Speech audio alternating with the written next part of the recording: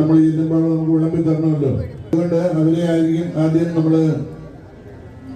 സമർപ്പിക്കാൻ അനുവദിക്കുക. അത് കഴിഞ്ഞ് ഇവിടെ കിട്ടിയ ക്രമം വിളിക്കുക.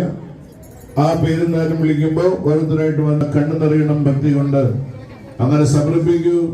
ഒരു വർഷം നിങ്ങൾക്ക് സമഗ്രമായ അനുഗ്രഹം ഉണ്ടാകും. ആ കാര്യത്തിൽ ഒരു തർക്കവും വേണ്ട.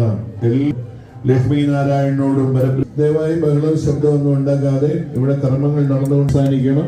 എല്ലാവരും ഇതിനുവേണ്ടി തയ്യാറുള്ള സമയമാണിപ്പോൾ. ശ്രദ്ധിക്കുക, തെക്കേ പന്തലിനകത്ത് പാർക്ക് ചെയ്തിരിക്കുന്ന പുറത്തേക്ക് മാറ്റണമെന്ന്. തെക്കേ പന്തലിൽ നിന്ന് മാറ്റിയിടണം. അവിടെ അന്നദാനം വിളമ്പാൻ തുടങ്ങുകയാണ്. കൃഷ്ണൻ കമലപത്രാക്ഷം പുണ്യശ്രവണ കീർത്തനം